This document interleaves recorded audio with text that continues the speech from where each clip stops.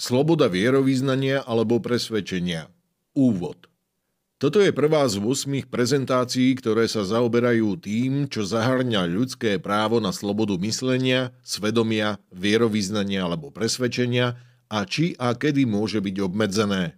V tomto krátkom úvode sa najprv zamyslíme nad tým, kto alebo čo je chránené ľudskými právami a aké práva nám dáva sloboda vierovyznania alebo presvedčenia.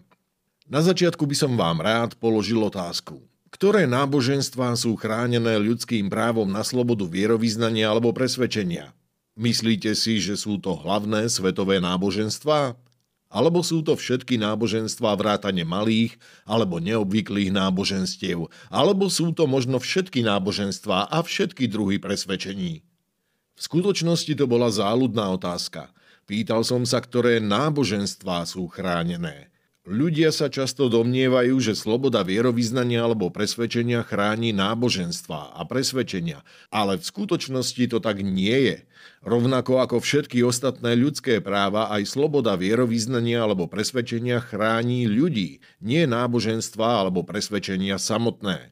Sloboda vierovyznania alebo presvedčenia chráni ľudí, ktorí vyznávajú alebo praktizujú staré náboženstvá, nové náboženstvá, náboženstvá, ktoré sú v danej krajine tradičné a náboženstvá, ktoré v danej krajine tradičné nie sú. Chráni aj ľudí s vážnym nenáboženským presvedčením o základných otázkach, ako sú ateisti, humanisti a pacifisti, bez ohľadu na to, v ktorej krajine žijú.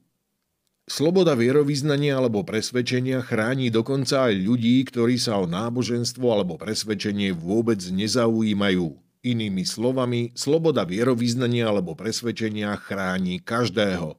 Akú ochranu alebo práva teda máme? Aby sme to zistili, musíme sa pozrieť na medzinárodné deklarácie a dohovory o ľudských právach. Dve najdôležitejšie z nich sú článok 18 Všeobecnej deklarácie ľudských práv OSN a článok 18 Medzinárodného paktu OSN o občianskych a politických právach. Zatiaľ, čo deklarácie OSN vyjadrujú politické zámery, pakty a dohovory OSN sú právne záväzné. Pozrieme sa na znenie paktu o občianskych a politických právach. Článok 18.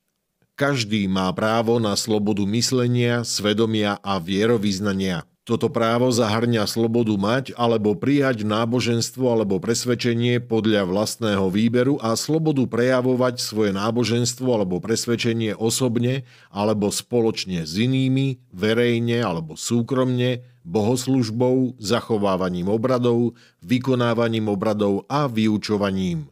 Nikto nesmie byť vystavený nátlaku, ktorý by obmedzoval jeho slobodu mať alebo prijať náboženstvo alebo presvedčenie podľa vlastného výberu.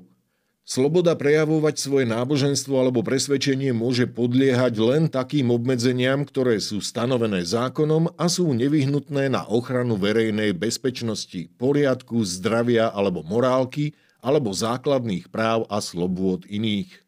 Štáty, ktoré sú zmluvnými stranami tohto paktu, sa zaväzujú rešpektovať slobodu rodičov a prípadne zákonných zástupcov, zabezpečiť náboženskú a mravnú výchovu svojich detí v súlade s ich vlastným presvedčením. Čo to teraz znamená v praxi pre chránené osoby? Aké práva máme? Rád by som vám predstavil 7 tém, ktoré poukazujú na práva, ktoré poskytuje medzinárodné právo v súvislosti s vierovyznaním a presvedčením. Prvé dve tvoria jadro práva na slobodu vierovyznania alebo presvedčenia. Sloboda mať, vybrať si, zmeniť alebo opustiť náboženstvo alebo presvedčenie a sloboda praktizovať alebo prejavovať náboženstvo alebo presvedčenie.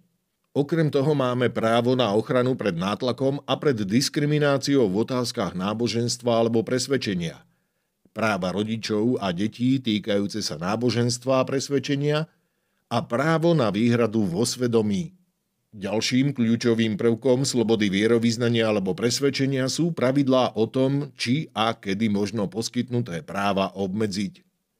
Na nasledujúcej webovej stránke nájdete krátky film o každej z týchto tém s podrobným pohľadom na to, čo dané právo znamená v praxi.